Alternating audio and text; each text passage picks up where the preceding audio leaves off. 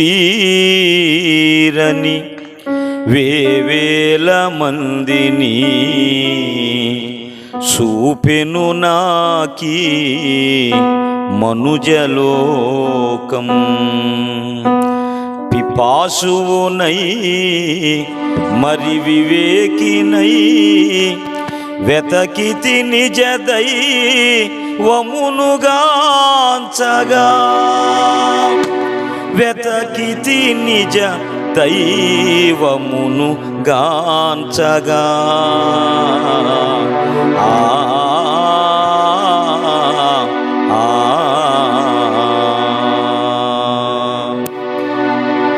ఇహ పరములలో ఎందు వెతకిన నీదు సమానులు లేరు ప్రభు. నీవు మాత్రము పవిత్రుడవయ్యా, నీకే స్తోత్రము. ఇహ పరములలో ఎందు వెతకిన నీదు సమానులు లేరు ప్రభు. నీవు మాత్రము పవిత్రుడవయ్యా, నీకే స్తోత్రము, నీకే స్తోత్రము, నీకే స్తోత్రము, నీకే స్తోత్రము, నీకే స్తోత్రము. యుగ యుగములలో జగముల రేడా, యుగముల జగముల నిర్మాణకుడా. యుగ యుగములలో జగముల రేడా, యుగముల జగముల నిర్మాణకుడా. లోకములన్నిటి ప్రియ పోషకుడా, విశ్వపు శాసన కర్తవు నీవు. లోకములన్నిటి ప్రియ పోషకుడా, విశ్వపు శాసన కర్తవు నీవు. విశ్వపు శాసన కర్తవు నీవు. రాజ్యము నీదే, మహిమయు నీదే, నీకే స్తోత్రము. రాజ్యము నీదే, మహిమయు నీదే, నీకే స్తోత్రము, నీకే స్తోత్రము, నీకే స్తోత్రము. ఇహ పరములలో ఎందు వెతకిన నీవు సమానులు లేరు ప్రభో. నీవు మాత్రము పవిత్రుడవయ్యా, నీకే స్తోత్రము, నీకే స్తోత్రము, నీకే స్తోత్రము. దేహము దాల్చిన ప్రణవము నీవే, కృపయును సత్యము కలిసెను నీలో. దేహము దాల్చిన ప్రణవము నీవే, కృపయును సత్యము కలిసెను నీలో. వేదములన్నిటి సారము నీవే, మతములు వెతకిన సత్యము నీవే. వేదములన్నిటి సారము నీవే, మతములు వెతకిన సత్యము నీవే. మతములు వెతకిన సత్యము నీవే. నీవే విశ్వసనీయుడవయ్యా, నీకే స్తోత్రము. నీవే విశ్వసనీయుడవయ్యా, నీకే స్తోత్రము, నీకే స్తోత్రము, నీకే స్తోత్రము. ఇహ పరములలో ఎందు వెతకిన నీదు సమానులు లేరు ప్రభో. నీవు మాత్రము పవిత్రుడవయ్యా, నీకే స్తోత్రము, నీకే స్తోత్రము, నీకే స్తోత్రము.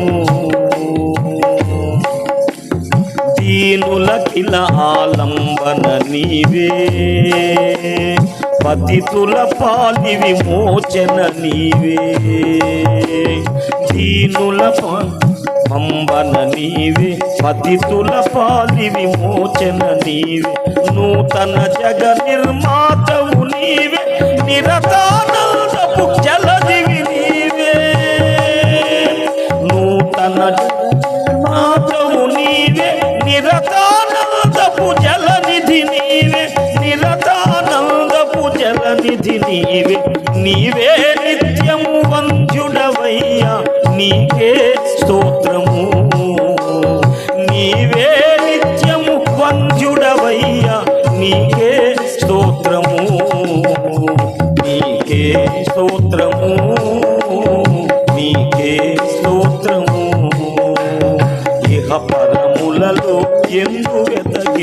నీదు సమానులు లేరు ప్రభో, నీవు మాత్రము పవిత్రుడవయ్యా, నీకే స్తోత్రము.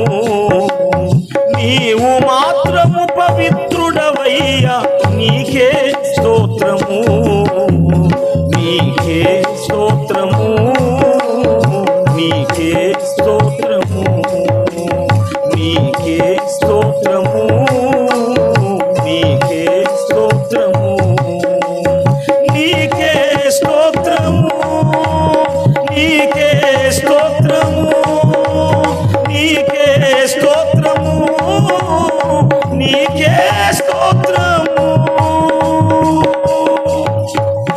దేవునికి మహిమ కలుగును గాక. హల్లెలూయా. యేసు ప్రభు ఎవరో ఏమిటనేది ఆ పాటలో భక్తుడు రాశాడు. పిల్లన మరి పాడటం నాకు వాయిస్ సరిగా లేకపోయినప్పటికీ భావాలు గ్రహించారని నమ్ముతూ ఉన్నాను. దేవునికి స్తోత్రం.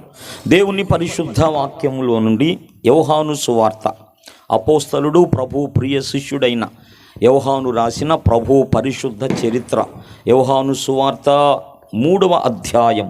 ప్రభువుకు స్తోత్రం. 3వ అధ్యాయం 18-19 వచనాలు చదువుతూ మీ దృష్టికి తీసుకొస్తూ ఉన్నాను. ప్లరా, ఈ దినము మన దేశానికి ఒక ప్రాముఖ్యమైన దినము కదా. ఏదో జరిగిందని అంతా మరి గందరగోళపు వాతావరణంలో ఉన్నది కదా. మన దేశమే, ఇంకా వేరే దేశాలు కాదు. భూమి మీద 250 దేశాలు ఉన్నాయి. అయితే అందులో మనదొకటి. ప్రస్తుతం ఒక సందర్భాన్ని బట్టి మరి మన దేశమంతా కూడా ఒక ఆహ్లాదకరంగా ఆనందకరంగా ఉన్నది. మంచిదే.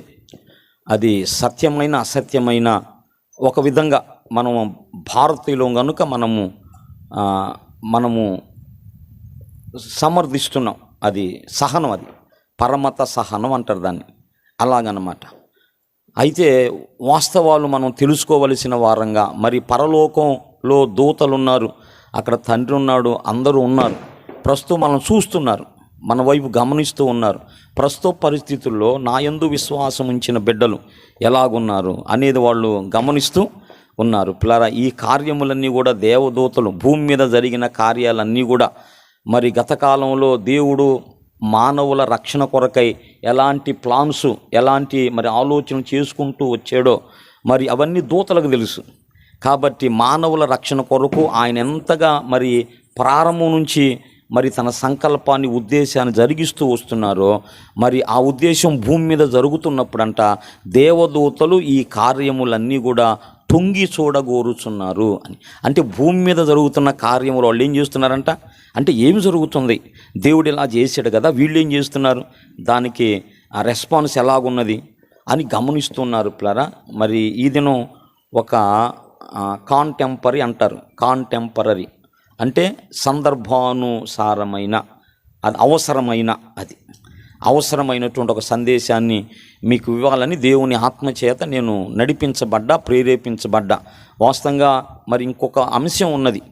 అది అంశం చెప్పుకుంటే తప్ప త్రిత్వ దేవుని గురించి సంపూర్ణం కాదు. గడిచినటువంటి కొన్ని దినాలుగా, దాదాపు 17 దినాలు ఏమో, మరి వరుసగా ప్రభు యొక్క దైవత్వాన్ని, ప్రభు ఏమై ఉన్నాడు, మరి ప్రవక్తలు ఏం చెప్పారు, అపోస్తలులు ఏం చెప్పారు, ప్రభువే తన గురించి తాను ఏమి లేఖనాల్లో చెప్పుకున్నాడు, ఇట్లాంటి విషయాలన్నీ మనం చెప్పుకోవడానికి పిల్లరా మరి దాదాపుగా 15-16 దినాలు పట్టింది. దేవునికి స్తోత్రం. విన్న వాళ్ళందరూ స్తోత్రం చెప్పండి. పిల్లరా, ప్రభువుని గురించిన సాక్ష్యము మన హృదయాల్లో స్థిరపరచబడి ఉండాలి. మరి ఒక అపోహ కూడా తొలగించాం మొన్నటి మెసేజ్లో. అదేమిటంటే యేసు ప్రభు తన గురించి తాను దేవునిగా ఎక్కడా చెప్పుకున్నాడా అనే విషయాన్ని మనం తేటగా చూసాం. చెప్పుకున్నాడు, ఎక్కడెక్కడ చెప్పుకున్నాడు అనే విషయాలు మనం చూసి మరి ఒక విశ్వాసాన్ని మనం కలిగి ఉన్నాం. దేవునికే మహిమ కలుగును. ప్రవక్తలు మాట్లాడటం కాదు, ఆయనే తను స్వయాన తన గురించి తాను చెప్పుకున్నటువంటి సందర్భం ఉండింది బైబిల్లో. దేవునికి మహిమ కలుగునుగా. ఆ విషయాన్ని ఇంకొక మెసేజ్ ఇవ్వాల్సి ఉంది. అది ఆల్రెడీ నా హృదయంలో ఉంది, ముద్రించబడి ఉంది. దాని ప్రింట్ కూడా చేసుకున్నా కాగితం మీద. అయితే ఈ దినం ఒక ప్రత్యేకమైన విషయాన్ని మీకు చెప్పాలని దేవుని ఆత్మ చేత నడిపించబడుతున్నాను. దాన్ని తీసుకుందాం. మనము క్రీస్తుకు సాక్షులంగా, అర్థమైందా, ప్రభువుకు సాక్షులంగా మనం ఉందాం. దేవునికి ఒకసారి స్తోత్రం చెబుదాం. దేవుని పరిశుద్ధ వాక్యములో నుండి మరి యోహాను సువార్త 3వ అధ్యాయం 18, 19 వచనాలు. ఆయన యందు విశ్వాసముంచువానికి తీర్పు తీర్చబడదు. విశ్వసింపనివాడు దేవుని అద్వితీయ కుమారుని నామమందు విశ్వాసముంచలేదు గనుక వానికింతకు మునిపే తీర్పు తీర్చబడెను. ఆ తీర్పు ఇదే: వెలుగు లోకములోనికి వచ్చెను కానీ తమ క్రియలు చెడ్డవైనందున మనుషులు వెలుగును ప్రేమింపక చీకటినే ప్రేమించిరి. ఆ తీర్పు ఇదే. 19 మళ్ళా చదవండి. ఆ తీర్పు ఇదే: వెలుగు లోకములోనికి వచ్చెను కానీ తమ క్రియలు చెడ్డవైనందున మనుషులు వెలుగుని ప్రేమింపక చీకటిని ప్రేమించిరి. దేవుడి పరిశుద్ధ లేఖనాలు మనందరి కొరకు దీవించునుగాక. దేవుని పరిశుద్ధాత్మ ఈ రాత్రి మనలను దర్శించునుగాక. తన సత్యమును మనకు బోధించునుగాక, నేర్పించునుగాక. చిన్న మాట ప్రార్థన చేసుకుందాం. స్తోత్రమయ్యా, ప్రేమ కలిగిన మహాపరిశుద్ధ తండ్రి, జీవము కలిగిన మిక్కిలి గొప్ప దేవా, జీవాధిపతి, నీకు స్తుతులు స్తోత్రాలు చెల్లిస్తూ ఉన్నామయ్యా. మమ్మలను ప్రేమించిన ఆయన మీ సన్నిధిలో ప్రభా అయా మిమ్మల్ని స్తుతించి ఆరాధించాలని, అనేక విషయాల కొరకు ప్రార్థన చేయాలని, అయా నీ లేఖనాలు వాక్యాన్ని మేము ధ్యానం చేయాలని, నేర్చుకోవాలని ప్రభా మీరు మమ్మల్ని ప్రేమించి మాకు ఇచ్చిన ఈ ప్రార్థనా దినాల కొరకు ప్రభా మీకు స్తోత్రం చెల్లిస్తున్నాం. గడిచినటువంటి దినాలన్నీ కూడా కాపాడి మరొక దినంలోకి తీసుకొచ్చిన మీ ప్రేమ కొరకు నీకు స్తోత్రాలయ్యా. ఉదయకాలం తోడుగా ఉన్నారు ప్రభా, మీకు స్తోత్రాలు. ఈ రాత్రి మరొకసారి ప్రభా మీ ముఖ దర్శనాన్ని ప్రభా అయా మీ సన్నిధి కాంతిని ప్రభా మేము పొందుకోవటానికి నాయన, మీ దర్శనము దేవోక్తిని ప్రభా మేము తీసుకోవడానికి, మీ ప్రత్యక్షతను మేము పొందుకోవడానికి ప్రభా మీరు చూపిన కృప కొరకు నాయన మీకు స్తోత్రాలు. నీ సన్నిధి పట్ల, పరిశుద్ధుల సహవాసం పట్ల, నీతో సమయం గడిపేందుకు నాయన, నీ వాక్యం కొరకు, ఆశీర్వాదం కొరకు సమకూడిన ప్రియులందరిని బట్టి నాయన మీకే మహిమ కలుగునుగాకయా. మీ చిత్తంలో ఉన్న బిడ్డలందరూ కూడా ఇక్కడ ఉన్నారని నేను నమ్ముతున్నాను ప్రభా. మీకు స్తోత్రాలు, వందనాలు. ఇంతవరకు తోడుగా ఉన్నారు. ఇప్పుడు నీ వాక్యము వినాలని మేము ఆశిస్తున్నాం, ప్రార్థన చేస్తున్నాం. దయగల తండ్రి, మాకు అవసరమైన మీ జీవాన్ని, జీవపు వాక్యమును ప్రభా మాకు అనుగ్రహించి మమ్మల్ని ఆశీర్వదించమని ఘనత, మహిమ, ప్రభావాలు మీకు చెల్లిస్తూ మీ దాసుడను మీ సేవకుడను నన్ను మీ పాదాలకు అప్పగించుకుంటూ యేసునాథుని పరిశుద్ధ నామమున స్తుతించి స్తోత్రాలు చెల్లించి ప్రార్థిస్తూ ఉన్నాను తండ్రి. ఆమేన్. దేవునికి స్తోత్రం. హల్లెలూయా. మంచిది ప్రేర. మనం చదువుకున్నటువంటి లేఖన భాగము మరి చెబుతున్నటువంటి తీర్పు ఇదే: వెలుగు లోకములోనికి వచ్చెను కానీ మనుషులు ఏం చేశారంట? వెలుగుని ప్రేమింపక చీకటినే ప్రేమించిరి. తీర్పు ఇదే: వెలుగు లోకములోకి వచ్చెను కానీ తమ క్రియలు చెడ్డవైనందున మనుషులు వెలుగుని ప్రేమింపక చీకటిని ప్రేమించిరి. వెలుగు వచ్చింది అంటే అంతకు మునుపు ఏమై ఉందంటే లోకమంతా కూడా చీకటి అయి ఉన్నది. యేసు ప్రభు లోకానికి రాక మునుపులరా ఈ లోకమంతా కూడా చీకటి అయి ఉన్నది. మనుషులందరూ కూడా చీకట్లో ఉన్నారు. చీకటి చేత ఇదంతా పరిపాలించబడుతూ ఉన్నది.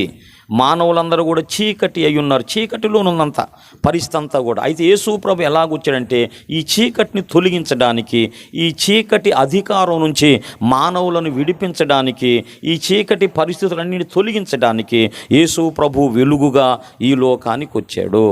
చీకటి అంటే సాతాను, చీకటి అంటే పాపము, ఇంకా చీకటి అంటే అసత్యము, చీకటి అంటే అజ్ఞానము.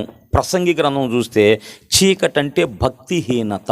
అది అంటే ఎవరి మీద భక్తి కలిగి ఉండాలో మరి ఆయన మీద కాకుండా. ఏదెన్సు పట్టణంలో పౌలు ఒక ప్రసంగం చేస్తాడు.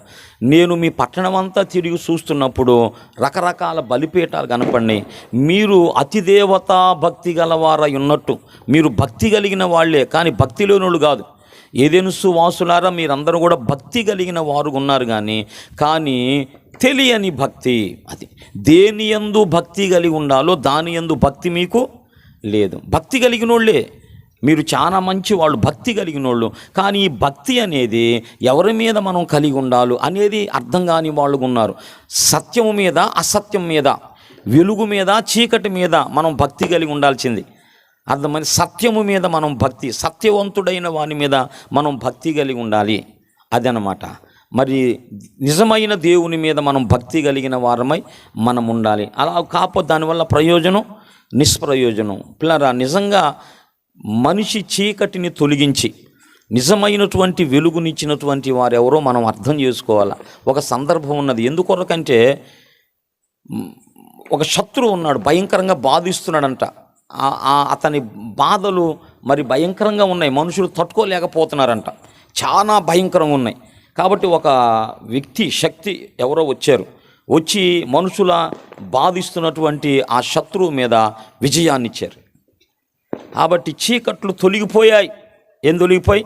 చీకట్లు తొలగిపోయి వెలుగు వచ్చింది అనేటువంటి సందర్భం. నిజంగా వాక్యపు వెలుగులో మనం గమనిస్తే నిజమైన చీకటి అంటే ఏమిటి, నిజమైన వెలుగు అంటే ఏమిటి అనేది మనం గమనించాలి.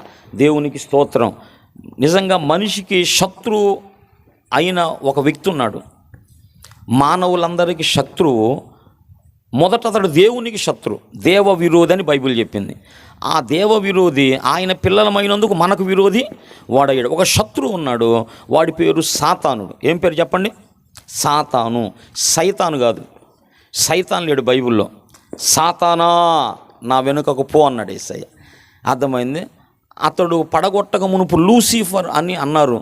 ఇంగ్లీష్ బైబిల్లో యెషయా 14లో ఉన్నటువంటి మాట, తేజో నక్షత్రమా వేకువ చుక్క నీవెట్లు ఆకాశము నుండి పడితేవనే మాటలో వేకువ చుక్క అనే దగ్గర లూసిఫర్ అనే మాట రాశారంట. అయితే తెలుగులో ఏముందంటే అతని పేరు అపవాది, సాతానుడు, దేవునికి శత్రువు అనే మాట ఉంది. పిల్లరా, ఆ శత్రువు మొట్టమొదట మానవులకు శత్రువు ఎవరంటే సాతాను. మన పట్ల దేవునికున్న ప్రణాళిక అంతా కూడా, మన పట్ల దేవునికున్నటువంటి ప్రేమంతా కూడా, అది మన పట్ల దేవునికున్న ఉద్దేశాలన్నీ కూడా తొలగించి మనల్ని పాడు చేశాడు. అది మనలను దేవుని సన్నిధి నుంచి దూరం చేశాడు, దేవుని ప్రేమ నుంచి మనల్ని దూరం చేశాడు, దేవుని కృప నుంచి మనల్ని దూరం చేశాడు, దేవుని ప్రణాళిక నుంచి మనల్ని దూరం చేశాడు, దేవుని సంకల్పం నుంచి మనల్ని దూరం చేశాడు. వాడు మన శత్రువు. సాతాను మొట్టమొదటి శత్రువు. వాడు మానవుని మోసపరిచి దేవుని ఆజ్ఞను అతిక్రమించుట వలన, దేవుని ఆజ్ఞను అతిక్రమింపజేయుట వలన మోసం చేశాడు కదా. ప్రథమ మానవుడిని ఏం చేశాడు? మోసం చేశాడు. ఏం కాదులే తినమన్నాడు. దేవుడు ఏదో అబద్ధం చెప్పాడు, తింటే ఏం కాదు, తింటే మీరు అసలు మామూలు కాదు, దేవతలు అయిపోతారు అన్నాడు. మోసపరిచాడు. కాబట్టి మోసపరిచి ఆ నిషిద్ధ ఫలాలను, దేవుడు ఏ ఫలాలనైతే తినొద్దన్నాడో వాటిని తినేటట్టుగా చేశాడు. కాబట్టి అప్పుడేం జరిగింది? మళ్ళీ రెండోది ఎంటర్ అయిపోయింది, మూడోది ఎంటర్ అయింది. వింటున్నారా? మొట్టమొదటి శత్రువు సాతాను. వాడు మనిషిని మోసపరచడాన్ని బట్టి, దేవుని ఆజ్ఞను అతిక్రమింపజేయటాన్ని బట్టి పాపం వచ్చింది. మొదటి యోహాను పత్రికలో ఆజ్ఞ అతిక్రమమే పాపం. పాపం వచ్చేసింది, దాని వెంట మరణం వచ్చేసింది. పాపం వచ్చింది, పాపం వెంట మరణం వచ్చింది. తర్వాత ఎప్పుడైతే మానవుడు దేవుని ఆజ్ఞ అతిక్రమించాడో శాపం అనేది ఒకటి వచ్చింది. ఆ శాపం ఆదాముతో అంటాడు కదా, ఆదామా నీ నిమిత్తము భూమి శపించబడింది అన్నాడు. భూమి ఏమబడింది? లోకమంతా శాపంలోకి వచ్చి భూమి శపించబడింది. కాబట్టి లోకమంతా వాడి గ్రిప్పులోకి వచ్చేసింది. యేసు ప్రభుని శోధిస్తూ అంటాడు కదా, నువ్వు దేవుని కుమారుడు కదా, అయితే ఉండొచ్చుగాక ఒకసారి నాకు నమస్కారం చెయ్యి, నమస్కారం చేస్తే ఇదిగో చూసావా మహిమంతా, లోక మహిమంతా చూసావా, ఇదంతా నీకు అప్పగిస్తాను, ఇది నాకు అప్పగించబడింది అన్నాడు. ఈ లోకమంతా ఎవరికి అప్పగించబడిందంట? సాతానుకు అప్పగించబడింది. యేసు ప్రభు కూడా యోహాను సువార్తలో ఈ లోక అధికారి వచ్చుచున్నాడు, నాతో వానికి సంబంధం లేదు, లెండి మనం వెళదాం అన్నాడు. కాబట్టి లోక అధికారి, ఈ లోకమంతా సాతాను గ్రిప్పులోకి వచ్చింది. కాబట్టి పిల్లరా, ఏమి జరిగిందంటే లోకము కూడా మనకు శత్రువైంది. లోకం కూడా శత్రువైంది. రెండవది, తినొద్దన్నటువంటి వృక్షఫలములు మానవుడు తినుట వలన పాపం లోపలికి వచ్చింది. పాప మరణముల నియమము మనలోకి వచ్చినాయి. కాబట్టి మన శరీరమే ఒక శత్రువు అయిపోయింది. శరీరం ఒక శత్రువు అంటే దేవుని కంట్రోల్లో ఉండకుండా పోయిందనమాట. కాబట్టి దేవునికి అవిధేయులైనందువలన, సాతాను మోసం ఇది. మనకు శత్రువులైన వారు ఉన్నారు. చెప్పండి, ఇప్పుడు మనకు శత్రువులైన వారు ఎవరంటే సాతాను, అపవాది. 2 మనకు శత్రువు ఎవరంటే పాపము. 3 మనకు శత్రువు ఎవరంటే మరణము. 4 శత్రువు ఎవరంటే లోకము. 5 మన శత్రువు ఎవరంటే మన శరీరం. ఇందులో పాప మరణముల నియమం ఉన్నది. దేవుని పరిశుద్ధాత్మ వాక్యము, దేవునితో సహవాసం లేకపోతే ఇది ఎప్పుడు కూడా నరకం వైపే లాగిద్ది. ఇది పాపం వైపే లాగిద్దమ్మ. ఇది అంత బలం ఉంది దానికి. దేవుని వాక్యాన్ని గట్టిగా పట్టుకోకపోతే, ప్రార్థనా జీవితం లేకపోతే, పరిశుద్ధాత్మ సహాయం లేకపోతే నువ్వు సక్సెస్ కాలేవు. అందుకే యేసు ప్రభు రక్షించి మనకేమిచ్చాడు? పరిశుద్ధాత్మనిచ్చాడు, వాక్యమునిచ్చాడు, సన్నిధినిచ్చాడు, సేవకులను మనకి. వాళ్ళ కంట్రోల్లో మనం ఉన్నప్పుడు ఈ పాపపు అధికారం తొలగిద్ది అన్నమాట. వీటిని నిర్లక్ష్యపరిస్తే దానికున్న బలం పెచ్చు.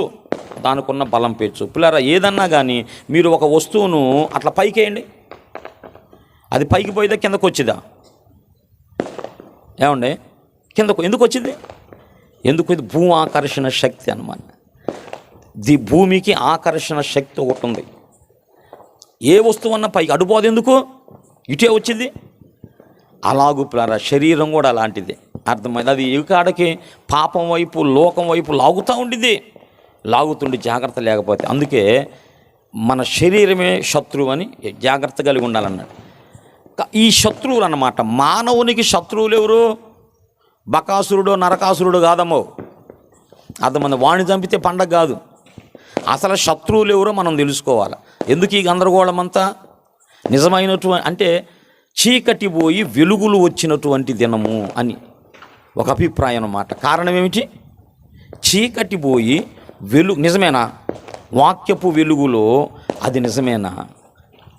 మనం ఆలోచించాలి. నిజంగా చీకటి తొలగిపోయిందా? చీకటి పరిపాలనలో ఉండి భ్రమ కలుగుస్తుందా? బైబిల్లో భ్రమపరుసు ఆత్మ ఒకటి ఉంది. మనుషులను మనుషులు భ్రమలో ఉన్నారు. పిల్లరా, ఈ 5 విషయాలు చెప్పాను.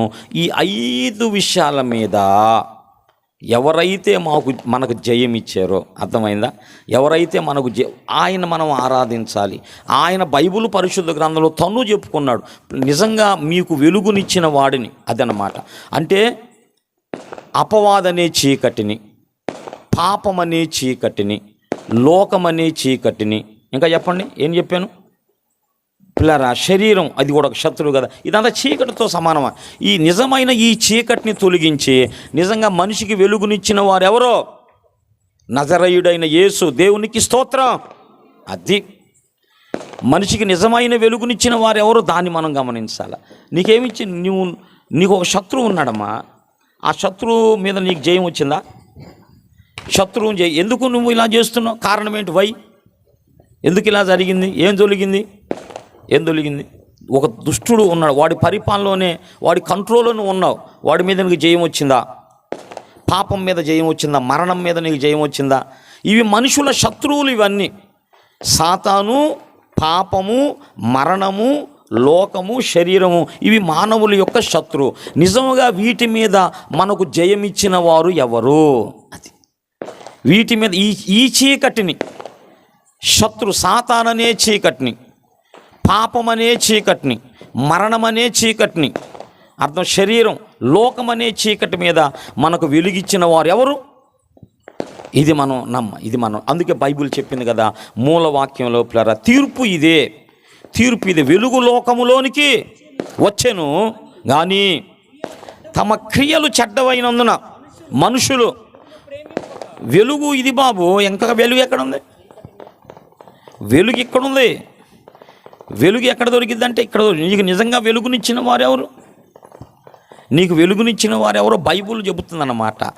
వెలుగు లోకంలోకి వచ్చాను, తమ క్రియలు చెడ్డవైనందున మనుషులు వెలుగుని నమ్మక చీకటినే నమ్మారు కనుక వారికి అంతకు మునిపే తీర్పు తీర్చబడిందంట.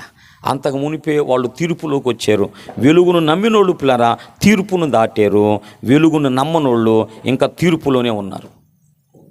వెలుగుని విశ్వసించిన వాళ్ళు నిజంగా ఈ సమస్య అంతటి మీద, నాకున్న శత్రువులందరి మీద యేసు ప్రభు లోకానికి వచ్చి నాకు వెలుగునిచ్చాడు.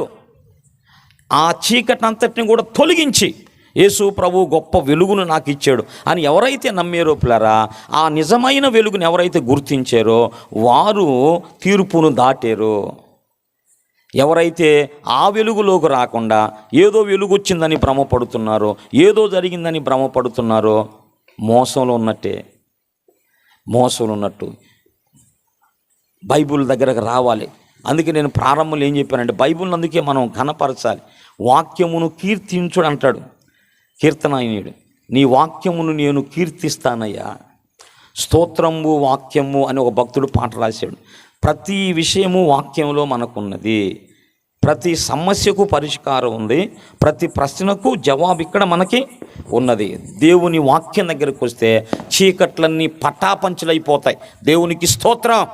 అది చీకట్లన్నీ తొలగిపోయి వెలుగుతో నువ్వు నింపబడతావు. దేవునికి మహిమగలు. ఈ చీకటిని, ఈ మానవులను పట్టి పీడిస్తున్న సాతాననే చీకటిని, పాపమనే చీకటి, మరణమనే చీకటి, లోకమనే చీకటి, మన శరీరానికి అమ్ముకున్న చీకటే. తెలుసా మీకు?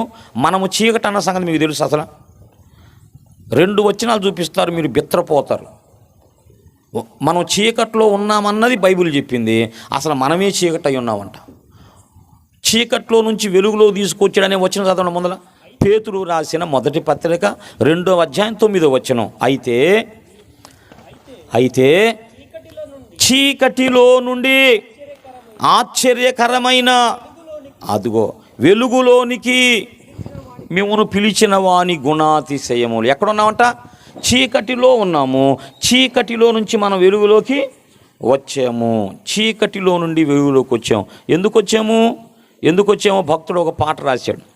చీకటిలో నుండి వెలుగునకు, లోకములో నుండి వెలుపలకు.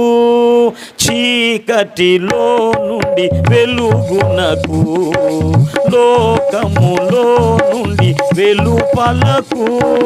శ్రీకర్త గుణాతిశయములను ప్రకటించుటకే పిలచెనని గుర్తించుచుంటివా, క్రియలను గంటివా. గుర్తించుచుంటివా, క్రియలను గంటివా. సజీవముగా నున్నావా, సజీవముగా నున్నావా. ఓ సంఘమా, సర్వాంగమా, పరలోక రాజ్యపు ప్రతిబింబమా. యేసయ్యను ఎదుర్కొనగా నీతినలంకరించి సిద్ధపడుమా. ఓ సంఘమా వినుమా. దేవునికి స్తోత్రం. పిల్లరా, చీకటిలో నుండి ఆశ్చర్యకరమైన వెలుగులోకి. ఒకప్పుడు ఎక్కడున్నామంట మనం? ఎక్కడున్నాం? దైవజనులు యేసన్న గారు కూడా ఈ పాట రాశాడు. చీకటి నుండి, దేవునికి స్తోత్రం. చీకటిలో నుండి ఆశ్చర్యకరమైన వెలుగులోకి. ఒకప్పుడు చీకట్లో ఉన్నాం, వెలుగులోకి వచ్చాం. ఇంకొక మాట చెప్పాడు ఎఫెసీ పత్రిక 5:8. పూర్వమందు, ఎఫెసీ 5:8 అందరూ చూడండి. ఎఫెసీ 5, పూర్వమందు మీరేమై ఉన్నారు? చీకట్లో ఉంటాం కాదు, మనమే చీకటి అయి ఉన్నామంటాయా? వామ్మో, ఇది కూడా ఉందా బైబిల్లో? మనం చీకట్లో ఉంటాం కాదు, అసలు చీకటి అయి ఉన్నామంట మనం. మా దగ్గర ఒక పాస్టర్ గారు ఉన్నాడు. ఆయన వీళ్ళందరూ ఎగతాలు చెప్పాము, కొంచెం బ్లాగ్ ఉంటాడని ఆయన పట్టుకొని చీకటి అంట. చీకటి వచ్చాడా, చీకటి వచ్చేలేడా, ఆయన హేళన అట్లా అనకూడదు కదా. చీకటి ఎవరంట? చీకటి. కొంతమంది ఇంటి పేరు కూడా చీకటి ఉంది. చీకటి. చీరాల ఒక పాష గారు ఉన్నాడు, ఆయన పేరే చీకటి అవహాన్ గారు. ఇంటి పేరు ఉందన్నమాట, చీకటి అనే ఇంటి పేరు ఉంది కొంతమందికి. మనం ఎగతాళి చేయడం ఎందుకు ఉందో మనకు తెలియదు. పిల్లరా, మనమే చీకటి అయి ఉన్నాం. అది ఏమై ఉన్నాం? మనమే చీకటి అయి ఉన్నాం అంటే దాన్ని చూసారా? ఎంత భయంకర విషయం అంటే చీకటి నిన్ను ఆవరించింది, చీకటి కమ్ముకుంది. యేసు ప్రభు వెలుగు దగ్గరకు రాకముందు నువ్వేమై ఉన్నావంటే, నువ్వు ఎంత మంచిగా ఉన్నా, ఎంత బాగా చదువుకున్నా, ఎంత ఎర్ర బుర్రగా ఉన్నా, నువ్వేమై ఉన్నావు? చీకటి ప్రభుత్వం, చీకటి అయి ఉన్నావు. చీకటి నిన్ను ఆవరించింది, చీకటిని ఆవరించింది. గతకాలంలో చేసిన పనులన్నీ ఎవరిని బట్టి చేసామనుకుంటున్నారు? చీకటిని బట్టే చేసాం. చీకటి ఆడుకుంది నిన్ను నన్ను, ఒక ఆట ఆడుకుంది. కాబట్టి చీకటిలో ఉన్నాం, చీకటి అయి ఉన్నాం. కాబట్టి ఈ చీకటి అంతటిని కూడా, మానవుడు అనుభవిస్తున్న ఈ చీకటి అంతటిని కూడా, భరిస్తున్న ఈ చీకటి అంతటిని కూడా తొలగించే వెలుగుతో నింపటానికి యేసయ్య వచ్చాడు. ఆయన అర్థం కాలా, బాబో నీ చీకటిని తొలగించింది యేసయ్య బాబు, నీ నిజమైన నీ సమస్య, మానవునిగా నీకున్న సమస్య అంతటిని కూడా తొలగించింది యేసు ప్రభు. ఆయనను స్మరించాలి, ఆయనను ఘనపరచాలి, ఆయన కీర్తించాలి. ఇందుకోసం రాలా, వెలుగులు నింపబడలా. నీకు అర్థం కాకుండానే చీకట్లో ఉండే నువ్వు చిందులు ఎత్తనా ఉన్నట్టుకుంది వారం. చీకట్లో ఉండి ఆర్భాటం అంతా జరుగుతుంది. పదుపులరా, దేవుని పిల్లలుగా మీరు ఏం చేస్తున్నారో నాకు అర్థం కాదమ్మా. ప్రార్థన చేస్తున్నారా? రక్షణ పొందినట్టునే ఉన్నారు, బైబిల్ పట్టుకున్నట్టే ఉన్నారు. మరి జరుగుతున్న సంగతి ఏంది? ఉదయకాలం నేను వెళుతుంటే ఆ బజార్లన్నీ కూడా పిల్లరా ట్రాఫిక్ జామ్ అంతా ఏమీ లేదు. ఈ క్రాకర్స్ కోసం, ఈ బాంబుల కోసం బారులు తీరారయ్యా. కార్లు, స్కూటర్లు గందరగోళం అన్నమాట. ఎక్కడ ఆ బ్రిడ్జి అక్కడి నుంచి పిల్లరా, ఒంగోలు ఆ బ్రిడ్జి అక్కడి నుంచి, సెంటర్ నుంచి ఇక అటు బారుకు పోతే, అటు రోడ్డు దగ్గర నుంచి అటు బారుకు పోతే, అటు స్టాల్ ఇరువైపుల స్టాల్లే. ఓ 50-100 కార్లు అన్నమాట. గుండె బగిలిపోయింది. ప్రభువా సహాయం చేయయ్యా. పౌలు ఏదెన్స్కి వచ్చినప్పుడంట ఆ పట్టణం అంతా గందరగోళంగా ఉందంటయ్యా.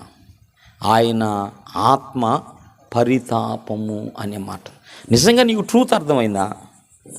నిజంగా నీకు సత్యం అర్థమైతే అసత్యంలో ఉన్న వాళ్ళ కోసం ప్రార్థన చేస్తావు, అసత్యంలో ఉన్న వాళ్ళ కోసం కన్నీరు గారుస్తావు. ప్రభువా వీళ్ళందరూ రేపు నరకానికి వెళ్ళాల్సిందేనా? వీళ్ళందరూ రేపు అగ్నిగుండానికి వెళ్ళాల్సిందేనా? కాదా అవునా చెప్పండి నాకు. అసలు కాదంటగా, పోరంటగా. యేసు ప్రభువును నమ్ముకోని వాళ్ళందరూ రేపు నరకానికి వెళతారా? వెళ్ళరా? మరి వెళ్ళినప్పుడు మనకు బాధ ఉండదా? మనం పాడుకుంటున్నాం, నరకమనగా దూటగాదది అగ్నిగుండం అండి, అగ్ని ఆరదు పురుగు చావదు. భయంకరమైన వేదన. దానిని యేసు ప్రభువారు మరి లోక 16లో మనకు చెప్పాడు. ఒక ధనవంతుడు వాడి ఇష్టానుసారంగా జీవించి ఎక్కడ పోయాడు? పాతాళానికి. అక్కడికి వెళ్ళి, అబ్రహామా, తండ్రి అయిన అబ్రహామా, అయ్యా దాహం తీర్చయ్యా అంటుంటే, కుమారుడా నీ జీవితకాలం అంతా నీకు ఇష్టం వచ్చినట్టు బతికేవరా. ఇదిగో ఈ లాజరు పేదవాడైనా, ఆహారం లేకపోయినా, వ్యాధితో ఉన్న నా పట్ల విశ్వాసాన్ని కాపాడుకున్నాడు, నా పట్ల నమ్మకాన్ని కాపాడుకున్నాడు కనుక ఇప్పుడు నా దగ్గరకు వచ్చాడు, నా పక్కనున్నాడు. జీవితకాలం అంతా నీ ఇష్టంగా బ్రతికేవు కాబట్టి ఈ పరిస్థితి. అయ్యా తండ్రి, అయ్యా నాకు తెలియదా ఈ విషయం. అయితే ఇలాంటి జీవితమే నా తమ్ముళ్ళు అక్కడ ఉన్నారు, నా సహోదరులు భూమి మీద ఉన్నారయ్యా. నేను తెలియక ఇక్కడికి వచ్చాను, నాకు తెలియక ఈ వేదనకరమైన స్థలంలోకి వచ్చానయ్యా. ఏమన్నాడు అక్కడ అతను? వేదనకరమైన స్థలంలోకి వచ్చినయ్యా. ఎవరినన్నా కొందరిని పంపి నా సోదరులు ఉన్నారయ్యా, వారికి సువార్త చెప్పించయ్యా. పిల్లరా, చనిపోయినటువంటి వారు ఏదన్నా బాధ ఉంటే, నీ మీద మమకారం ఉంటే, నువ్వు రక్షణ కొరకే వాళ్ళు, నువ్వు ప్రభువుని తెలుసుకోవాలనే ఆరాటం వాళ్ళకు ఉండిద్ది. అంత భయంకరమైన వేదనలు బైబుల్ యేసు ప్రభు చెప్పాడు. నేను లెక్క పెట్టలేదు కానీ ఎవరో లెక్క పెట్టారంట. దాదాపుగా యేసు ప్రభువే 20 సార్లు ఏం చెప్తాడంట క్రొత్త నిబంధనలో నరకాన్ని గురించి. నరకం ఉందని యేసు ప్రభు చెప్పి. ఎందుకు వెళ్తారు నరకానికి? ఎందుకు వెళ్తారంటే పాపాన్ని బట్టి కాదు. పిల్లలు వినండి జాగ్రత్త, ఈ మాట బాగా గుర్తుపెట్టుకోండి. పరలోకం, నరకం ఉంది కదా. మనం చనిపోయినాక పరలోకానికన్నా వెళతాం, నరకానికన్నా వెళతాం కదా. అయితే పరలోకానికి వెళ్ళేవాళ్ళు ఎందుకు వెళ్తారు, నరకానికి వెళ్ళేవాళ్ళు ఎందుకు వెళ్తారు అంటే, పరలోకానికి వెళ్ళేవాళ్ళు చేసుకున్న పుణ్యాన్ని బట్టి పోరు, నరకానికి వెళ్ళేవాళ్ళు చేసిన పాపాన్ని బట్టి కూడా పోరు. గుర్తుపెట్టుకోండి ఇది. పరలోకానికి వెళ్ళేవాళ్ళైనా నరకానికి వెళ్ళేవాళ్ళైనా క్రీస్తుని బట్టే. ఈ లోకంలో క్రీస్తు ప్రభువుని అంగీకరించావా, విశ్వసించావా, రక్షణ పొందుకున్నావా, దానిని బట్టి పరలోకానికి వెళ్తారు. క్రీస్తు నిరాకరించినప్పుడు వాళ్ళు నరకానికి తృణీకరించినప్పుడు నరకానికి వెళ్తారు. పరలోకానికి వెళ్ళాలన్నా యేసు ప్రభువే, నరకానికి వెళ్ళాలన్నా యేసు ప్రభువే. వెళ్ళేవాళ్ళు ఎందుకు వెళ్తున్నారు, వెళ్ళనోళ్ళు ఎందుకు వెళ్ళలేదంటే యేసు ప్రభువుని బట్టే. నమ్మేరు కనుక వెళుతున్నారు, వీళ్ళు నమ్మలేదు కనుక అంతే. ప్రభువు చెప్పాడు, మీరు వెళ్ళండి, సర్వలోకానికి వెళ్ళండి, సర్వ సృష్టికి సువార్తను ప్రకటించండి. నమ్మి బాప్తీసం పొందినవాడు రక్షణ పొందుతాడు, నమ్మని వానికి ఏముందంట, నమ్మని వానికి శిక్ష ఉంది. అందరికీ ఉంది శిక్ష, యేసు ప్రభువు వెలుపల అందరికీ ఉంది. అయితే మనం శిక్ష తప్పించుకున్నాం. అది నమ్ముట వల్ల మనం ఏం తప్పించుకున్నాం, శిక్ష తప్పించుకున్నాం. వాళ్ళు ఇంకా శిక్షలోనున్నారు, పెద్ద పెద్దగా ఆడుతున్నారు. చూసావా పిల్లరా, ఇక్కడ ఉన్నాడు ఒక ఆయన. ఈ సందర్భంలో పిల్లరా, నేను ఉదయకాలం లేస్తే రామ్స్ ఒక కుప్ప పడి ఉండేది. ఇక్కడ బండి తీసుకుని అవతలకు వెళ్ళటానికి అవకాశం లేని పరిస్థితి అక్కడ ఉండేది. ఆ ఇంటి ముందు అంతా భయంకరం. ఎక్కడున్నా క్షేమంగా ఉండాలని, మళ్ళా లేవనెత్తబడాలని, కోలుకోవాలని మనం ప్రార్థన చేద్దాం. దేవుని పిల్లలంగా మనం నష్టాన్ని కోరుకునే వాళ్ళం కాదు, వాళ్ళు రక్షింపబడాలని కోరుకున్నాం. అర్థమవుతుంది అంటున్నాను, అర్థమవుతుందా? అర్థమైందా? ప్రభువా, వీరేమి చేయుచున్నారో వీళ్ళకి తెలియదయ్యా. ఏం జరుగుతుందమ్మా, ఏం జరిగింది? నిజమేనా? అలా నిజమేనా? నిజంగా వెలుగు వచ్చినట్టేనా? అలా కాస్తే వెలుగు వచ్చిద్దా? ఇటీవల ప్రమాదం జరిగి ఈ ఫ్యాక్టరీలో ప్రమాదం జరిగి 6 స్పాట్ డెడ్ అయ్యారనా తూర్పుగోదావరి జిల్లాలో. ఒకళ్ళేమో లోడ్ తీసుకుని వెళ్తున్నారు. ఇవన్నీ లోడ్ తీసుకుని వెళ్తుంటే నాకు ఇది ఒక భయం పుట్టింది మన కుర్రోడి మీద. ఈ అబ్బాయి ఈ పని మీద తిరుగుతున్నాడు. లోడ్ తీసుకుని వెళ్తుంటే ఆ లోడ్ తీసుకుని వెళ్ళే బండికి ఫైర్ అయిందయ్యా. వాళ్ళు అటు చచ్చిపోయారు, 5-6 చనిపోయారు అక్కడ. చూసారా ఏమి జరుగుతుందో మనకి అర్థం కావట్లేదు. పిల్లలు ఎవరిని విమర్శించి నిజంగా జరిగిందా? నీకున్న సమస్య నిజంగా పోయి వెలుగు వచ్చిందా? వెలుగు ఎట్లొచ్చిందా? యేసు ప్రభు ద్వారా వచ్చిందా? బైబిల్ ఏమో మాకు ఇలా చెబుతుంది ఏమిటి? అసలు మనిషి శత్రువు ఏమిటి? ఆ శత్రువు మీద యేసు ప్రభు జయమిచ్చాడు. నిజమైన చీకటి మీద యేసు ప్రభు జయమిచ్చాడు. మానవుని శత్రువేందో దాన్ని యేసు ప్రభు ఓడించాడు. ఆ చీకటిని తొలగించాడు. సాతాన్ అనే చీకటిని, పాపం అనే చీకటిని, మరణం అనే చీకటిని. అవునా? వీటన్నిటి మీద మనకు జయమిచ్చాడా లేదా? జయమిచ్చాడు. ఆ చీకటి అంతటిని కూడా తొలగించాడు. వెలుగు యేసు ప్రభు, నిజమైన వెలుగు. నేను కొన్ని చెబుతాను పిల్లరా, మీరు రాసుకోవటానికి ప్రయత్నించండి, లేకపోతే జాగ్రత్తగా వినండి. పిల్లలు, యేసు ప్రభువుని గురించి చెప్పబడినటువంటి లేఖన సాక్ష్యాలు. అసలు వెలుగేమిటి, వెలుగు ఎవరు అనే విషయాన్ని లేఖనాల్లో మనం చూద్దాం ఈ రాత్రి.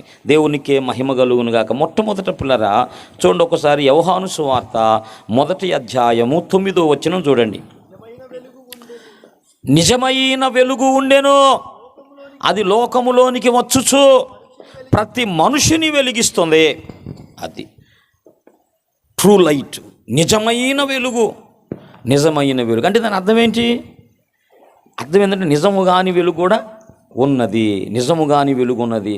ఒక దుష్టుడు వాడు ఏం చేశాడంటే వెలుగుదూత వేషం వేసుకున్నాడంట. ఎంత బాధాకరం విషయం చూడండి. కొరింథీయులకు రాసినటువంటి పత్రిక, దేవునికి స్తోత్రము, 2వ పత్రికయా. కొరింథీయులకు రాసిన 2వ పత్రిక, దేవునికి స్తోత్రం కలుగునుగాక. 11వ అధ్యాయము 14 నుంచి చదువుదాం. చూడండి అందరూ కూడా. 2వ కొరింథీ పత్రిక 11-14 నుంచి. ఇది ఆశ్చర్యము కాదు, సాతాను తానే వెలుగుదూత వేషము ధరించుకొనుచున్నాడు గనుక వాని పరిచారకులు. అది పిల్లరా, సాతాను ఏం చేస్తున్నాడు? వాడు ఒక వేషం వేసుకుంటున్నాడు. ఏ వేషం అంటది? వెలుగుదూత వేషం వేసుకొని ప్రజలను ఏదో భ్రమపరుస్తున్నాడు, మోసం చేస్తున్నాడు. ఇదే సత్యం అన్నట్టుగా వాళ్ళని మరులు గొలుపుతున్నాడు. వెలుగుదూత వేషము, వెలుగుదూత. యేసు ప్రభుకి బైబిల్లో అనేకమైన నామధేయాలు ఇవ్వబడి, అందులో ఒకటి ఏమిటంటే దూత. ఆయన ఎవరంటే యెహోవా దూత. అది దూత అని ఆయనకి చెప్పబడింది అన్నమాట. కాబట్టి వెలుగుదూత అంటే ఎవరు? యేసు ప్రభు. యేసు ప్రభువే వెలుగుదూత. ఇంక డౌట్ ఏమైనా ఉందండి? ఇప్పుడు సాతానుడు ఏం వేషం వేసుకున్నాడు? వెలుగుదూత. అందుకే అబద్ధపు క్రీస్తులు అనేకులు వచ్చేదరని ప్రభువే చెప్పాడంటే నేనంటూ వస్తారు, నేనే అంటారు, మనుషులను భ్రమపరుస్తారన్నమాట, నేనే అని చెబుతారు. కాబట్టి మనం జాగ్రత్త కలిగి ఉండాలి. నిజమైన వెలుగుంది, అబద్ధమైన వెలుగుంది. ఇప్పుడు నిజంగా మన బాధలన్నీ పోయి కష్టాలన్నీ పోయి వెలుగు వచ్చినట్టేనా ఈయన? ఇవన్నీ మరి ఎందుకు ఇదంతా వాళ్ళ విశ్వాసం ఏంది? అదే కదా, మరి పోయి వచ్చినట్టే కదా.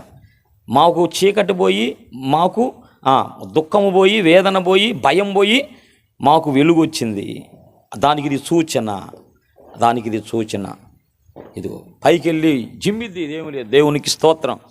ఒక్కసారి అటు జిమ్మిందంటే రకరకాలు కనపడతాయి అన్నమాట మనకి. ఒక దెబ్బకు 1000 రూపాయలు పోయినాయి.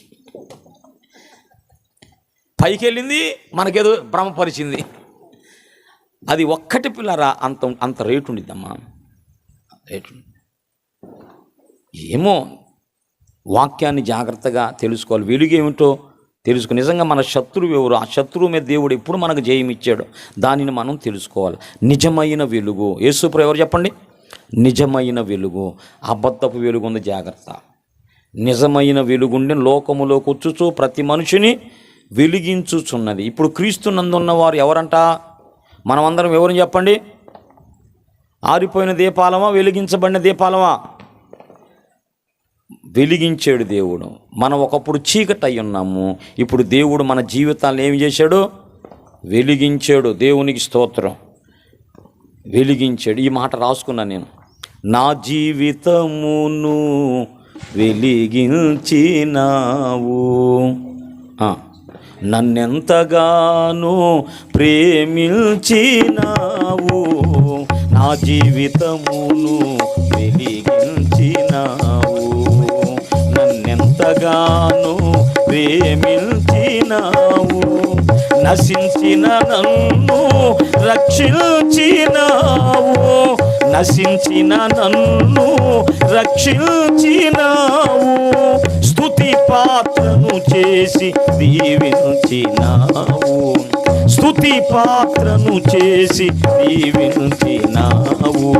ఆరాధనా ఆరాధనా ఆరాధనా ఆరాధనా, ఆత్మయైన తండ్రి నీకే ఆరాధనా, ఆత్మయైన తండ్రి నీకే ఆరాధనా.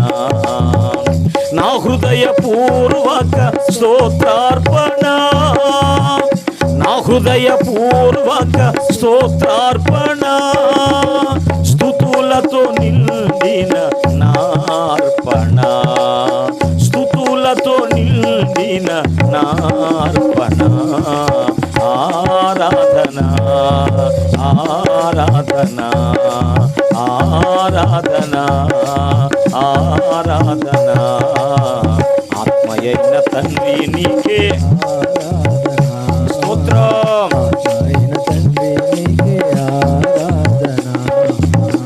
మనం చీకటై ఉన్నాం, దేవుడు మనల్ని వెలిగించాడు. ఇప్పుడు మనం అందరం ఎవరమంటే ఆ మేడ గదిలో అనేక దీపాలు ఉన్నాయి. అర్థమైందా? ఆ మేడ గదిలో ఎన్ని దీపాలు ఉన్నాయంట? ఉంటాయి అట్లా. ఏ గదిలోనన్నా అటు ఇటు ఎదురెదురు ఒకటి ఉండిద్ది, మధ్యలో ఒక ట్యూబ్ లైట్ ఉండిద్ది. ఫ్యాషన్ బల్బులు ఉంటాయి కదా, అటు గోడ ఇటు గోడ వైపు ఉంటాయి అన్న. ఒకటం ఎదురు ఒక ట్యూబ్ లైట్ పెడతారు, ఎదురు పెడితే ఒక 0 బల్బ్ పెడతారు. అనేకం ఉంటాయా?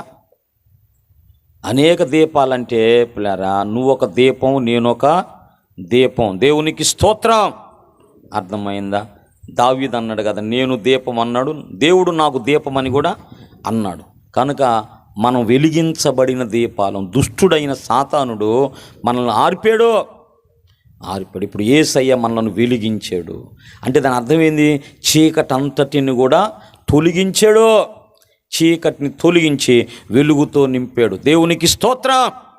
నా దీపము యేసయ్యా నీవు వెలిగించినావు, నా దీపము యేసయ్యా నీవు వెలిగించినావు, సుడిగాలిలోనైనా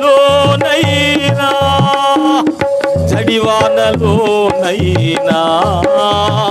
ఆగిపోదులే నీవు వెలిగించిన దీపము, నీవు వెలిగించిన దీపము, నీవు వెలిగించిన దీపము, నా దీపము.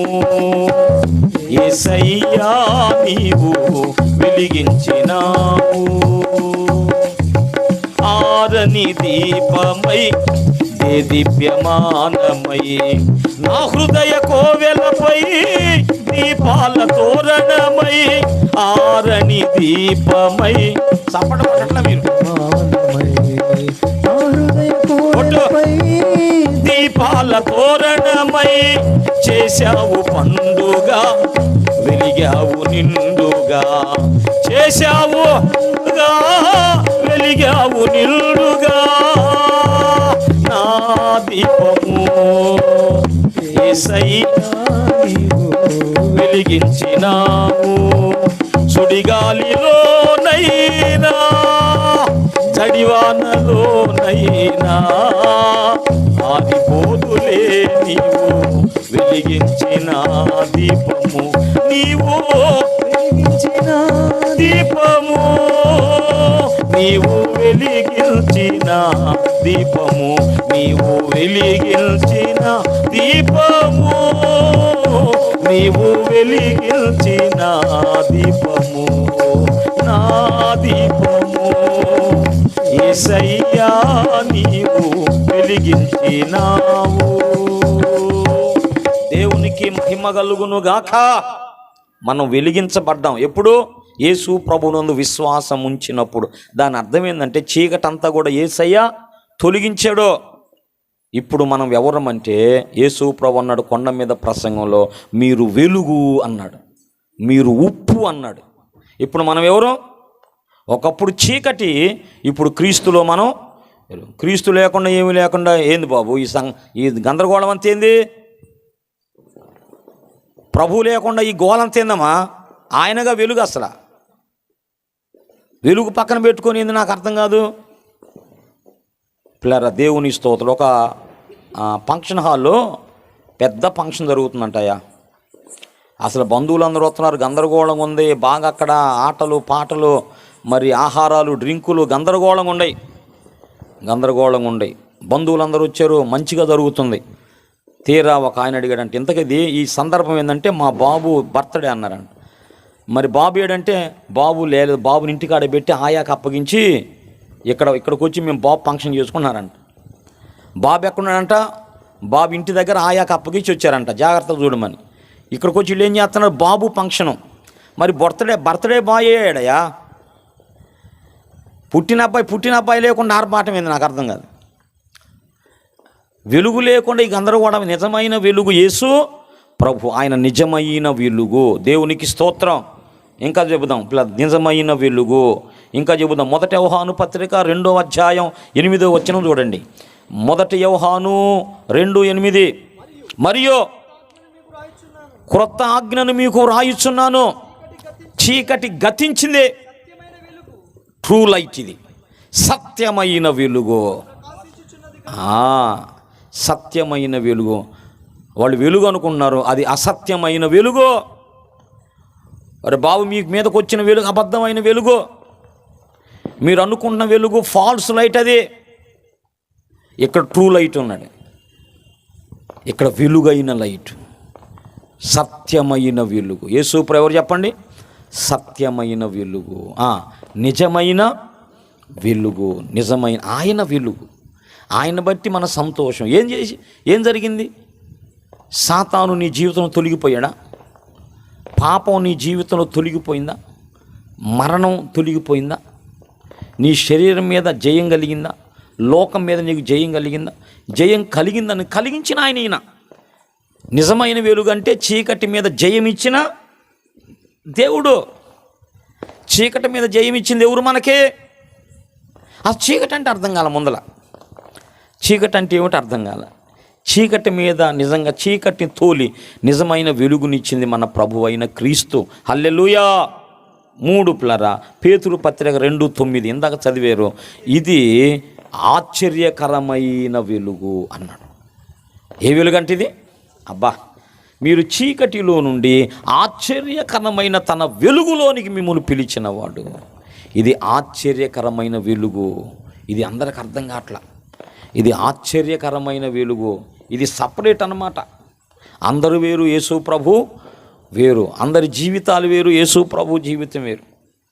యేసు ప్రభు ఒక యూనిక్ అన్నమాట. ఆయన ఒక ప్రత్యేకము. అది ఆయన ఒక ప్రత్యేకమైన వాడు. ఎవరంటే ఆయన ఒక మాట పౌలు రాశాడు హెబ్రీ పత్రిక 7:26. పవిత్రుడు, నిర్దోషి, నిష్కల్మషుడు, పాపులలో చేరక. అదుగో ఎవరంట ఆయన? ఎవరిలో గలవడో స్పెషల్ యేసు ప్రభు, ప్రత్యేకమైన వాడు. అది యేసు ప్రభు. ఎవరు చెప్పండి? అందరిలో గలవాడు. అందుకే అందరి కోపం. అది మాలో చేర్చుకుంటాం రమ్మంటే రాలేదుగా, అందుకే మేమందరం కలిసి నిన్ను దేశిస్తున్నాం అని అన్నమాట. బాబు అట్ట బెట్టబాకండి బాబు, ఆయన కలవడయ్యా. అదేందయ్యా, గూట్లో ఇన్ని కూడా పెట్టుకుంటామయ్యా, అందరం పెట్టుకున్నాము. అట్ట కలవడయ్యా. పెట్టుకుంటే ఆయన్నే పెట్టుకో, అవి తీసేయి. లేదు నాకు వీళ్ళు కూడా కావాలంటే ఈయనలే పెట్టుకో, ఆయన తీసేసుకో. ఎందుకంటే ఆయన పాపుల్లో కలవడో. అవునా? ఆయన పాపుల్లో కలవడు. అందరూ పాపులు, యేసయ్య ఒక్కడే పరిశుద్ధుడు. నమ్మినోళ్ళు స్తోత్రం, హల్లెలూయా. అవునా కాదా చెప్పండి? అందరూ పాపులు, యేసయ్యే పరిశుద్ధుడు. నువ్వు ఎవరిని అనుకున్నావో వాళ్ళందరూ పాపులే. ఎందుకో చెబుతాను వినండి. ఎందుకంటే పాపం వలన వచ్చు జీతం మరణం అన్నారు. కాబట్టి నువ్వు ఎవరినెవరు అనుకుంటున్నావో, ఎవరినెవరు ఊహించుకుంటున్నావో, అర్థమైందా? వీళ్ళు ఏదో మనం అట్లా అనకూడదన్నా. అందరిని మనం సమానం గౌరవించాలి. ఈ గౌరవాలు యేసయ్య దగ్గర అది కదా మరి కోపం. తీసుకో, ప్రాణం తీసుకోరా బాబు, తీసుకో, పరలోకాన్ని పోతాం. కాంబో అనేటువంటి దేశంలో, నైజీరియా అనే దేశంలో పిల్లరా, చర్చిలో పోయి విచక్షణారహితంగా పిట్టలు కాల్చినట్టు కాల్చారమ్మా దేవుని పిల్లల్ని. తీసుకోరా పోబో, ప్రాణం తీసుకోరా. నీ దేవుడు అది చెప్పాడు నీకు. నా దేవుడేం ప్రాణం ఇవ్వమన్నాడు. ప్రాణం ఇవ్వమన్నావు. అవునా? ఆ మాట ఉంది బైబిల్లో. తన స్నేహితులు, తన సహోదరుల కొరకు ప్రాణం ఇచ్చేవాడే. ఆ మాట కూడా చూడాలి. ప్రాణం ఇచ్చేవాళ్ళం మనం, ప్రాణం తీసేవాళ్ళం కాదు. నా పిల్లలైన వారు సత్యం కోసం ప్రాణం ఇవ్వాలి. ప్రాణం తీసేది నువ్వు, ప్రాణం ఇచ్చేది మేము. ఏది గొప్పదో చేసుకో. ఏది గొప్పదో? ప్రాణం తీయటం గొప్పతనం కాదు, ప్రాణం ఇవ్వటం గొప్పతనం. వాళ్ళు ఏమి వెనకాళ్ళ చంపేసుకో. మమ్మల్ని కూడా మిగిలి ఉన్నామయ్యా, మమ్మల్ని కూడా చంపి ఉండేరా బాబు అన్నారంటాడు తక్కినోళ్ళు. ఆ చర్చిలో దాదాపు 40 మంది ఎంతోమంది అమ్మ షూట్ చేశారు. మిగిలిన వాళ్ళు కూడా అన్నారు కదా, మమ్మల్ని కూడా చంపిపోండిరా. మీకు నేర్పింది ఇదే, మీ గ్రంథం నేర్పింది ఇదే, మా గ్రంథం నేర్పింది ఇది. జీవితం ఇక్కడ ముగియదురా బాబు, అసలు జీవితం అక్కడ ప్రారంభం అయింది. చెప్పానండి, మరణం అనేది ఒకటి ఉంది కదా. మనం సత్యం మనకు అర్థం కావాలంటే ఈ మరణం అందరిని పట్టుకుంది కదా. మరణం ఎందుకు ఉందంటే పాపాన్ని బట్టి ఉంది. వీళ్ళందరూ ఒక కేటగిరీ, నా ప్రభు ఒక్కడు ఒక కేటగిరీ అని చెప్పాను కదా. ఎందుకంటే మరణం అనేది వచ్చినప్పుడు పిల్లరా, వీళ్ళందరూ మరణం దగ్గర ఓడిపోయారు. ఒక్క ఆయనే మరణపు ముళ్ళును విరిచి ఆయన మళ్ళా లెగిచాడు. దేవునికి స్తోత్రం. వీళ్ళందరూ మరణానికి పట్టుబడ్డారంటే దేనికి పట్టుబడ్డారు? ఈయన మరణం బంధించి ఉంచుట అసాధ్యం అని చెప్పింది. ఎందుకు ఈయన మరణం బంధించలేకపోయింది చెప్పండి. ఇప్పుడు మనం అనుకున్న గొప్ప గొప్ప వాళ్ళందరూ కూడా ఎవరికైతే పెద్ద పెద్ద గట్టి పెట్టామో, అర్థమైందా? దానికోసం ఎంత గందరగోళం చేశారు, కానీ మొత్తాన్ని కట్టుకున్నారు బాబు. మరి ఏం జరిగింది? నువ్వు అనుకున్న వాళ్ళందరూ కూడా పిల్లరా మరణం దగ్గర ఓడిపోయారో. నా యేసయ్య మరణాన్ని జయించాడు. దేవునికి స్తోత్రం. చప్పట్ల కొట్టవే. మరణ భయము మంటగలిసే మహిమనాదుని సిలువలోన మరణ భయము మంటగలిసే, మహిమనాదుని సిలువలోన దురభిమాన పాపము తొలగిపోయే శాపము, దురభిమాన పాపము తొలగిపోయే శాపము, ఆనందమున ఆనందము నా యేసు నా విభక్తు దినాదినంబు నడుపును, దిగులు నాకు ఏలను. కోటి సూర్యుల మేటి యేసుకు సాటి ఎవ్వరు రారు ధరలో, కోటి సూర్యుల మేటి యేసుకు సాటి ఎవ్వరు రారు ధరలో, ఏటికింకా వెరతును యేసు నీ ఎడబాయను, ఏటికింకా వెరతును యేసు నీ ఎడబాయను. ఆనందము నాకానందము నా యేసు నా చేపట్టుచు, దినాదినంబు నడుపును, దిగులు నాకు ఏలను. హల్లెలూయా. పిల్లరా, చరిత్రలో ఒక్కడే మరణం జయించాడు. మరణపు ముళ్ళును విరిచి, అర్థమైందా? మరణాన్ని చేశాడంట, మరణాన్నే ఖైదుగా చేశాడంట. డాక్టర్ ఏబి మాసిలా మణిగారు రాశారు ఆ పాట. మరణం చేశాడు, మరణానికే మరణం విధించాడంట. అది మరణాన్నే ఖైదుగా చేసి, అది మరణపు ముళ్ళును విరిచి ఆయన బయటకు వచ్చాడు. మరణాన్ని విరిచి ఆయన బయటకు వచ్చాడు. దేవునికి స్తోత్రం కలుగును గాక. ఒక్కడే ఎందుకు లేచాడు? ఎందుకంటే ఆయన పాపము లేదు గనక. వాళ్ళు ఎందుకు లేకపోయారు? పాపం ఉంది గనక. అది పాపం ఉన్న వాళ్ళందరినీ కప్పెట్టుకుందామా, యేసయ్యను కప్పెట్టుకోలేకపోయింది. ఎందుకని? ఆయనలో పాపం లేదు గనక. మీకు అర్థం కావట్లా? అందరూ ఒకటి, నా యేసయ్య ఒకడని. మరణం దగ్గరకు వచ్చేటప్పుడు అందరూ ఏమైపోయారు? మేము పాపులమేనయ్యా. మరణించారని దాని సంగతి ఏంది? పాపం ఉన్నట్టేగా. మరి ఈయన మరణాన్ని జయించి లేచిన సంగతి ఏంది? పాపం లేనట్టేగా. దేవునికి స్తోత్రం. మరి పాపి నీకు పూజార్హుడా, పరిశుద్ధుడు నీకు పూజార్హుడా? ఎవరు నీ ఆరాధనకు యోగ్యుడు? ఎవరు నీ పూజకు యోగ్యుడు? పాపం లేనోడా, పాపులా? పిల్లరా, అర్థం చేసుకో. నిజమైన వెలుగు యేసయ్య, సత్యమైన వెలుగు యేసయ్య, ఆశ్చర్యకరమైన వెలుగు యేసయ్య. ఎందుకంటే ఆయన జన్మలో మరి కర్మలో ఎక్కడ కూడా పిల్లరా ఆయనలో పాపము లేదు. ఆయనలో ఏ పాపము లేదు. ఆయన ఆశ్చర్యం, ఆయన జీవితమే ఒక ఆశ్చర్యం. దేవునికి మహిమ కలుగునుగాక. ఆశ్చర్యకరమైన వెలుగు. తర్వాత మరొకటి చెబుతాను. యోహాను 8:12 చూడండి. యోహాను 8:12 లోపలరా అక్కడ చూస్తే, మరలా యేసు నేను లోకమునకు వెలుగును. అదిగో ఏ వెలుగు?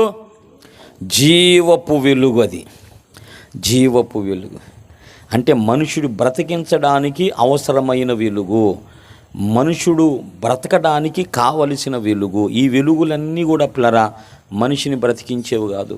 నన్ను నమ్మండి, మనిషి మనుగడ భూమి మీద కొనసాగుతుందంటే, మనిషి బ్రతుకుతున్నాడంటే ఆ వెలుగును బట్టేనమ్మా. ఆ వెలుగును బట్టే. ఆ వెలుగే మన కొరకు సూర్యుని ఉదయింపజేస్తున్నాడు. ఆ వెలుగే వర్షాన్ని కురిపిస్తున్నాడు.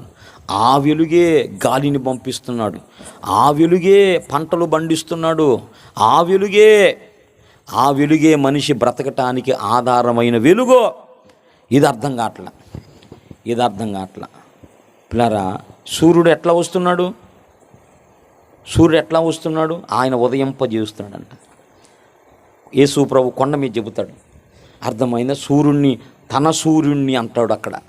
సూర్యుని ఉదయింపజేస్తున్నవాడు, చంద్రుని నక్షత్రాలు ఉదయింపజేస్తున్నవాడు, వర్షాన్ని మన కొరకు పంపుతున్నవాడు, గాలిని పంపుతున్నవాడు, ఋతువులను, ఇదంతా కూడా పిల్లల మనిషి మనుగడ కొరకు ఆయనంతా ఆపరేట్ చేస్తున్నాడు, నడిపిస్తున్నాడు.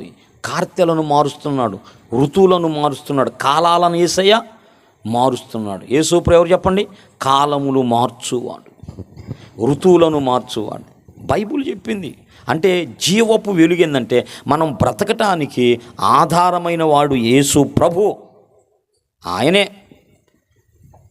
మనం బ్రతుకుతున్నామంటే ఆయనే కాదు. కానీ అర్థం కావట్లేదు, మనుషులకు అర్థం కావట్లేదు. ఏమిటి అనుకున్నారు. నీకు అర్థమైందా? నీకు అర్థమై నువ్వేం చేస్తున్నావు? నీకెందుకు అందరికి అర్థం కాకుండా నీకెందుకు అర్థమయ్యేటట్టు చేశాడు? నాకెందుకు అర్థమయ్యేటట్టు చేశాడు? అట్లా మౌనంగా ఉండమని. అర్థమైనటువంటి వాళ్ళు ఇతరులకు అర్థమయ్యేటట్టు చెప్పాలి. అది మన బాధ్యత. హల్లెలూయా. అది నీకు అర్థమయ్యాడు యేసయ్య, మరి నువ్వేం చేస్తున్నావు? ఇతరులకు అర్థమయ్యేటట్టుగా నువ్వు చెప్పాలి. నీకు అందుకు అర్థం చేయించాడు. నీకెందుకు చెప్పాడంటే నువ్వు ఇతరులకు చెప్పడానికే నీకు చెప్పాడు. సంఘం మీద ఈ బాధ్యత ఉన్నది పిల్లరా. సంఘానికి తెలిసినంత విషయాలు ఇంకెవరికి తెలియవు. అర్థమైంది. దేవుడు ఎవరో ఎంత ఏందో సంఘానికి దేవుడు ప్రత్యక్షపరుచుకున్నాడు తన ఆత్మ ద్వారా. భూమి మీద ఎవ్వరికి తెలియదు. ఆయన స్వరక్తం ఇచ్చి సంపాదించుకున్న సంఘానికే ఆ ప్రత్యక్షతలు ఇచ్చాడనమాట. అన్నిటి గురించినటువంటి ఎవరికి తెలుసు అంటే సంఘానికి తెలుసు. అందుకే పౌలు అంటాడు కదా, దేవుని సంకల్పమంతయు మీకు తెలుపకుండా నేను ఏమీ దాచలేదన్నాడు. అంటే దాని అర్థం ఏంటి? దేవుని సంకల్పం ఏందో పౌలుకు బాగా తెలుసు. అంటే పౌలు ఎవరు? క్రీస్తు రక్తము చేత కడగబడి యేసు ప్రభు శరీరంలో చేర్చబడిన వ్యక్తి. అంటే సంఘం అన్న సంఘ సభ్యుడు. అంటే సంఘానికి తెలుసు. నువ్వు వస్తున్నప్పుడు సంఘంతో సహవాసం చేస్తున్నప్పుడు ఈ విషయాలన్నీ నీకు తెలుస్తాయి. ఎవరికి తెలియని విషయాలన్నీ కూడా దేవుడు నీకు చెబుతాడు. ఎందుకు చెబుతాడు అంటే నువ్వు లోకానికి చెప్పాలా. సంఘం ఏమైంది? లోకానికి వెలుగై ఉండాలి. వెలుగై ఉంది సంఘాన్ని. లోకానికి చెప్పవలసిన బాధ్యత సంఘం మీద ఉంది. ఏ వెలుగు చెప్పాను అమ్మా? జీవపు వెలుగు. ఇంకా ఏం చెప్పాను? యెషయా గ్రంథం 61 చూడండి. 60వ అధ్యాయము. దేవునికి మహిమ కలుగునుగాక. 60వ అధ్యాయం రెండమ్మా. ప్రభువు యెహోవా ఆత్మ నా మీదకి వచ్చిన్నది. అయ్యా 19 అమ్మా. 60వ అధ్యాయం 19. ఇక మీదట పగలు సూర్యుని ప్రకాశము నీకు వెలుగుగా ఉండదు, నీకు వెలుగిచ్చుటకై యెహోవాయే నిత్యమైన వెలుగగును. యెహోవాయే నిత్యమైన వెలుగు నీకు. ఏ వెలుగు అంటే ఇది? నిత్యమైన వెలుగు. నిత్యమైన వెలుగు. నిత్యమైన వెలుగుగా యేసు ప్రభు మనకుంటాడు. ఆ వెలుగు నిత్యం నీతో ఉండిద్ది. ఒకరోజు కూడా ఆగిపోవటానికి వీలు లేనే లేదు. ఏదన్నా ముసురు పట్టినప్పుడు, ఏదన్నా తేడా వచ్చినప్పుడు, అల్పపీడనం పడినప్పుడు, ఒక్కోసారి చీకటి కమ్ముకునే కదా 2-3 రోజులు వెలుగే లేకపోయా, అది అంధకారం కమ్ముకున్నట్టుగా దేవుడు నీకు నిత్యమైన వెలుగుగా, నీకు వెలుగుగా ఉంటాడు. నీకు త్రోవ చూపిస్తాడు. ఇది త్రోవ, ఇందులో నడువు. దేవుడు మన ముందు నడుస్తాడు. ముందు నడిచి అన్నీ సరిచేస్తా నీకు వెలుగు చూపుతూ ఆయన ముందుకు నడుస్తాడు. దేవునికి స్తోత్రం. ఇశ్రాయేలు ప్రజలకు వెనక నడిచాడా, ముందు నడిచాడా? ఇశ్రాయేలు సైన్యములకు వెనక నడిచిన దైవమా అనుందా? ముందు నడిచిన. ఎందుకంట ముందు? నేనున్నారా. కొంతమంది మాట్లాడతారు అవన్నీ బడాయి మాటలు, మంచి మాటలు. వాళ్ళు మా గురువుతో మాట్లాడేది ఏంది? ముందర మమ్మల్ని దాటుకొని పో. అర్థమైంది. మీ గురువుగారితో ఇప్పుడు మీరు అందులోంచి వచ్చారు, మీతో ఆయనతో మాట్లాడదామంటే అట్ట కాదంట. మమ్మల్ని దాటుకొని ఏందా నేను దాటుకొని పోయేది పిల్లరా. అది అబద్ధం. వాళ్ళ వైపు నుంచి అది అబద్ధం. కానీ నిజంగా యేసు ప్రభు ఎక్కడుంటే మన ముందు ఉన్నాడు. అది కాపరి ముందుండి తన మందను నడిపించుకుంటా వెళతాడు. మన ముందు ఉంటాడు యేసయ్య. దేవునికి స్తోత్రం. నిత్యమైన వెలుగు. ఏ వెలుగు అది? అగరొత్తులు ముట్టించేటప్పుడు ఏం కాయలు? కాకరకాయల కీకరకాయ, కాకరొత్తులు, ఏదో చక్రాలు, భూచక్రాలు పిల్లారా, ఇంకేం టపాసులు పిల్లారా. నేను విమర్శించడం లేదు, కానీ అసలు వెలుగు అనేది చెబుతున్నాను. నిజమైన వెలుగు ఆయన్ని బట్టి మనం సంతోషించాలి కదా. బైబిల్ ఏం చెప్పింది? 37వ కీర్తన 2వ వచనం చూడండి. యెహోవా యందు ఆనందించండి, ఆయన మీ హృదయ వాంఛలను. అది ఆయన ఉన్నాడు, ఆయన యందు ఆనందించాలి. అప్పుడు నీ హృదయ వాంఛలు తీరుస్తాడు. ఆ వెలుగు కొరకు మనము ఆర్భాటం, సందడి, సంతోషంగా మనం ఉండాలి. ప్రభువు స్తోత్రం. 1వ అధ్యాయం 16వ వచనం, ప్రకటన గ్రంథం 1:16. ఉండెను ఖడ్గమొకటి బయలు వెడలుచుండెను, ముఖము మహా తేజస్సు. తేజస్సు వెలుగన్న ఒకటే. ఇక్కడ 7వది ఏం రాసుకుంటా, మహా వెలుగు. అది ఏ వెలుగు? అది మహా వెలుగు. అది గొప్ప వెలుగు, అది మహా వెలుగు. ఇక మహా అనే దానికి తిరుగులేదన్నమాట. ఆ వెలుగు మించింది ఏది? ఇక ఆ వెలుగు తట్టుకు ఈ వెలుగులన్నీ కూడా ఆ వెలుగుకి ఏం సరిపోవు అన్నమాట. ఈ ఎన్ని వెలుగులని చెప్పుకున్నా ఆ వెలుగుకి ఈ వెలుగులు సరిపోవు. అది మహా వెలుగు. అది ఈ వెలుగులన్నీ ఆ వెలుగుకి ఊరక వెలవెలబోవాల్సిందే. నిజమైన వెలుగు, గొప్ప వెలుగు, ఆశ్చర్యకరమైన వెలుగు, జీవపు వెలుగు, ఇంకా నిత్యమైన వెలుగు, మహా వెలుగు. నేనేం చెబుతానంటే పిల్లరా, వెలుగు యేసు ప్రభువే వెలుగు. మానవుని జీవితంలో చీకట్లన్నీ తొలగించి వెలుగునిచ్చిన వాడు ప్రభువైన క్రీస్తు. ఆయన్ని బట్టి మనం అతిశయించాలి. అతిశయించువాడు ప్రభువునందు, ఎందుకంట అతిశయించువాడు ప్రభువునందు అతిశయించాలి. ఎందుకంటే నా జీవితంలో చీకటంతా తొలగించిన వాడు ఆయన. నువ్వెవరు అనుకున్నావో నాకు తెలియదు, నీకున్న ఆలోచన ఏందో నాకు తెలియదు, దీని వెనుకున్న ఆంతర్యం ఏందో నాకు లోతుగా తెలియదు, మరి నాకు తెలియదు. అయితే నిజమైనటువంటి మనిషి సమస్యను తొలగించే, అది మనిషి సమస్యను తొలగించి మనకు విజయం ఇచ్చిన వాడు ఎవరు చెప్పండి? యేసు ప్రభు. దేవునికి స్తోత్రం.